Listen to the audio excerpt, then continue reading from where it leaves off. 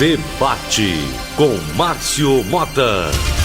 580. Relógio em debate. Vamos aqui ao tema sugerido pelo pastor Daniel Camaforte. Pastor, nosso boa tarde, obrigado pela presença. Qual o tema que chamou a sua atenção e o senhor trouxe para a mesa, pastor? Muito boa tarde, ouvintes da Rádio Relógio Federal, meus queridos amigos e irmãos da Vila Joaniza, um abraço carinhoso. A minha notícia eu extraí da BBC Brasil e é recorrente e nós precisamos pensar novamente sobre ela, muito interessante, que diz respeito ao aquecimento global. Segundo a ONG Optimum Population Trust, a forma mais barata de conter o aquecimento global é reduzir o número de nascimentos. Como é que é o negócio?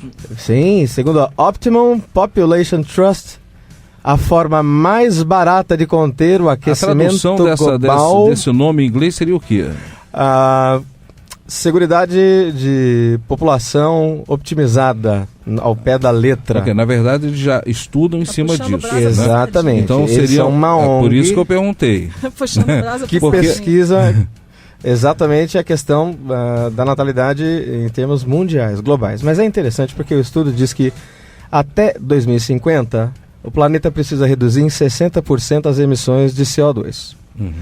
Nós somos, hoje, algo em torno de 5 ou 6 bilhões de habitantes no mundo. No planeta. Em 2050, seremos 9,2 bilhões. Um cidadão britânico gera 750 toneladas de CO2 durante toda a sua vida. Mas por que essa distinção, cidadão britânico? Porque o cidadão... Será que o brasileiro ele gera mais ou menos? A média mundial é de 4,4 toneladas. O cidadão britânico, possivelmente americano, geram por aí porque consomem muito mais matéria-prima. Não sei se vocês já leram alguma coisa a respeito. Numa linha aí... Diz que os grandes vilões do aquecimento global... Olha, tamanho. Veja. McDonald's é americano aí. Mas é verdade, porque eles consomem mais matéria-prima, né? A lógica é essa. Por quê? Os grandes vilões são... Os grandes vilões são os bois. Pasme. Porque os bois emitem pela sua flatulência, preste atenção que interessante, porções enormes, toneladas e mais toneladas de CO2 que destroem a camada de ozônio. A solução seria comer menos carne, segundo estudos científicos muito apurados. A nossa psicóloga está com vergonha. A nossa psicóloga que começou a rir, né? Agora eu pergunto o seguinte, como nós vamos impedir o boi, né, de... soltar suas flatulências. Tem que reduzir tem que reduzir, na verdade, o número de população ligado. Na verdade, tem que reduzir o número de flatulência do boi. E como fazer? A gente brinca e tudo, e o debate tem esse caráter, claro, né? Mas a ideia dessas ONGs que estudam essas questões é de diminuir a população de gado, para ver uma mudança na cultura em relação ao consumo de carne. Interessante. E para que haja também uma percepção de que, na medida em que a população aumenta e essas pessoas dirigem carro, têm ar-condicionado em casa, produzem, obviamente, CO2. Você reduz a emissão de CO2 na camada de ozônio, mas a população cresce. E aí, você não, na verdade, acaba não reduzindo coisa nenhuma. Discordando de você, pastor. Não, o problema... tem que discordar da pesquisa. O problema, você está defendendo a pesquisa. Eu acho que o problema, então, não é o aumento da população. O problema é a falta de educação da população e o... no meio do meu discurso. Não, tá, tudo bem. E o egoísmo humano. O que acontece? Se você, com carro, você vai provocar isso, você para de dirigir. Se o ar-condicionado é um problema, você vai parar. Então é uma questão do egoísmo.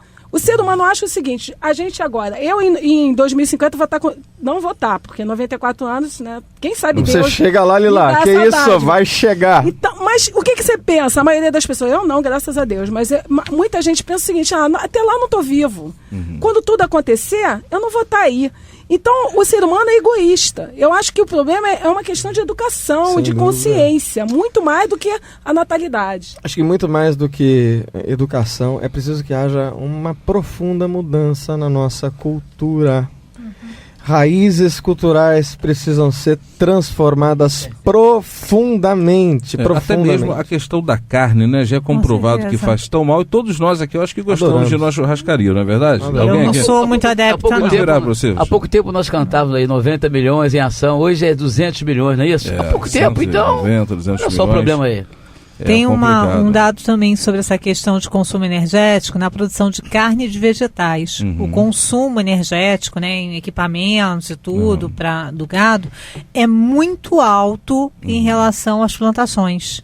Então também tem esse valor, né? Diminuindo o consumo de carne, diminui também.